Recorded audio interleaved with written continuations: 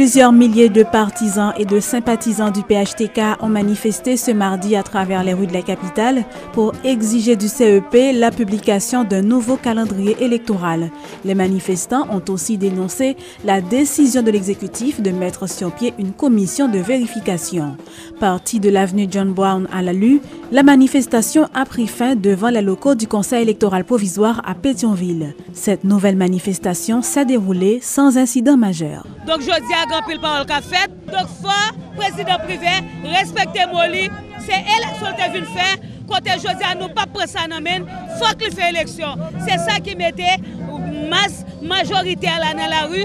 Donc Jovenel Moïse sans condition. À travers lettre Matelia, yo fait privé connaît que c'est lui qui a marché souvent pour te joindre accord.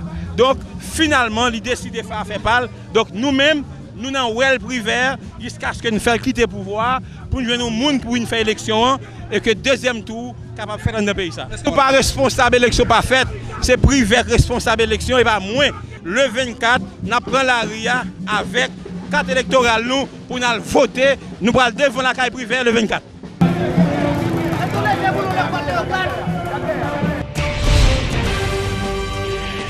La coordination nationale de la société civile haïtienne se prononce contre la mise en place de la commission de vérification électorale. Pour le professeur Amari-Joseph Noël, cette structure créée par le président Privert est inopportune et engendrera encore plus de crises dans le pays. M. Noël a aussi expliqué que 5 personnalités ne pourront aucunement remplacer les observateurs, les bailleurs ni le CEP d'alors, avec des conclusions pour la poursuite du processus électoral.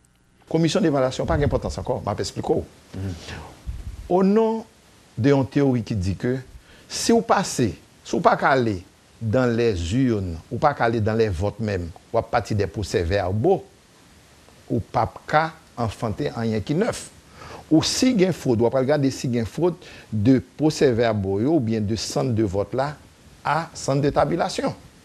Maintenant, où tu gagné des observateurs étrangers. Ou tu as OIF, ou tu as OEA, ou tu as Palaméricas qui ont un consortium de parlementaires de 36 pays, ou tu as Human England Watch comme observateur, ou tu as un bon observateur nationaux.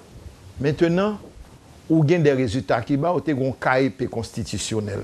Maintenant, qui sont décidés là qu'on y a, on veut passer tout le système ça. Où tu as des bailleurs de fonds, le Japon, l'USAID, le Brésil, le Canada. Et donc, vous voulez remplacer toute bagaille ça par 5 personnalités. Et vous pensez que personnalités sont capables de des conclusions qui pour décider. Il y a des bails qui ont été par le BCD, BCN, BCN en dernier ressort. Donc, n'a pas de problème. Si nous allons regarder des parlementaires qui n'ont pas de droit, dans le Parlement, on va le retirer, mais ça va entacher de décision, on prend de nullité. Est-ce que le président ne prend ni compte que le fait qu'il était lié, après il dit que les parlementaires ne sont pas de parlementaires, donc il n'est pas de président, il n'est pas de président. Il y a un bon problème, nous n'avons pas besoin d'entrer dans là. La commission de vérification est inévitable pour la poursuite du processus électoral selon Philippe Fizemé. Les 5 personnalités qui feront partie de cette entité devront respecter les termes de référence afin d'éviter toutes sortes de manipulations de la commission. Il faut gagner un regard qui fait sur ça que tu fait là. Point. Ouais, ça, ou mettre virer quoi, jonfler, à gagner, il faut gagner. Cependant, je suis très conscient de mon bagage. Cette commission-là, bien sûr qu'il y a pris 5 comme sages que y a mis là-dedans. Par quelle méthode allez-vous évaluer? Ça, pitonèg yo printemps yo regardez bien. Sous fond yon bouillie vide sous ça ou chiré. Lancement ce mardi du plan de réponse d'urgence nutrition à la situation de sécheresse provoquée par le phénomène El Niño, une initiative du ministère de la Santé publique en collaboration avec des organismes partenaires dont l'UNICEF et le PNUD. Il s'agit en effet pour les autorités sanitaires de porter assistance à des milliers de personnes, particulièrement à des enfants menacés de malnutrition aiguë.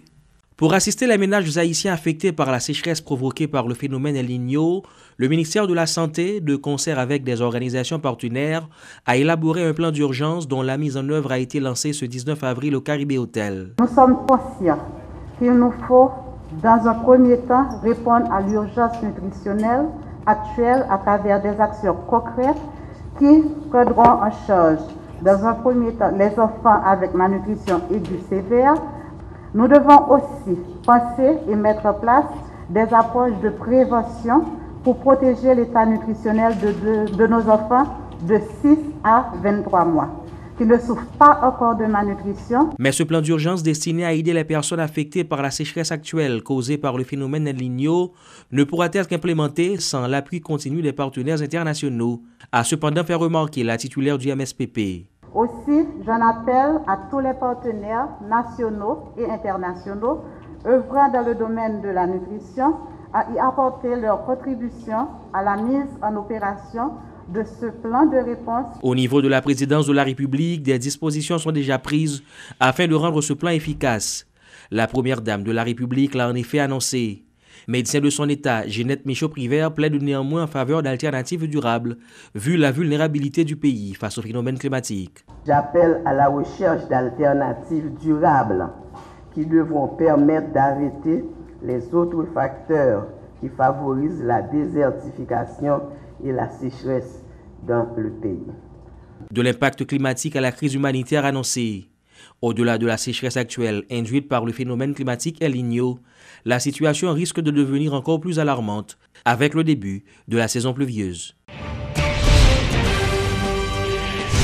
Lancement ce lundi de la Semaine nationale santé-sécurité au travail, une initiative de l'OFATMA en collaboration avec l'IBESTRE et le CAOS. Un ensemble d'activités se dérouleront du 18 au 22 avril sous le thème Bien-être, santé et sécurité au travail, un engagement individuel et collectif. Suivez les explications du vice-président d'administration des organes de sécurité sociale Nahoum Dorville et de la directrice de l'Institut du bien-être social Ariel Gentil-Vildrin. Vous savez, la sécurité sociale, c'est un sujet de préoccupation pour toutes les sociétés, pour tous les gouvernements. Notre société n'a pas vraiment dérogé à la règle, surtout nous vivons dans un pays extrêmement pauvre. Donc la problématique de la protection sociale, de la sécurité sociale représente un énorme défi, comme en témoigne d'ailleurs l'existence de toutes ces institutions intervenant dans la protection sociale. Nous avons un protocole que nous faisons signer avec OFATMA. Côté nous avons son projet extrêmement ambitieux parce que nous pouvons essayer de couvrir une couverture médicale à tout le monde qui est dans le pays, mais particulièrement tout le monde qui est dans une situation de vulnérabilité. Ça veut dire que tout le monde qui surtout vivent dans l'orphelinat. Donc c'est des petits monde qui privés de famille, c'est des petits monde qui pas vraiment de soins pour gagner, malgré que bien-être social régulé, c'est lui qui a autorisation à l'orphelinat. Donc exiger pour gagner des soins médicaux, mais il ne faut pas oublier que dans le pays, nous avons 770 orphelinats, donc un pile de monde qui est vraiment privé de famille. Donc objectif nous, c'est réussir by en couverture médicale à tout le monde. Malheureusement, bien-être social pas vraiment concours FATMA ou ONA, nous pas de cotisation individuelle, personnelle qui permettent nos budget. Donc ça veut dire que nous sommes obligés innover, parce que le budget ne nous pas permettre de vraiment couvrir tout le monde. Innover dans quel sens? Ou connaît qu'au niveau du bien-être social, nous faisons adoption internationale. Donc à travers barème adoption internationale, là, nous mettons un coût qui pour un petit monde, mais coût ça pour réussir à couvrir au moins 5 ou 6 additionnels. Donc au fur et à mesure, nous pourrons réaliser un budget approprié pour nous voir comment nous couvrir tout le monde dans le pays.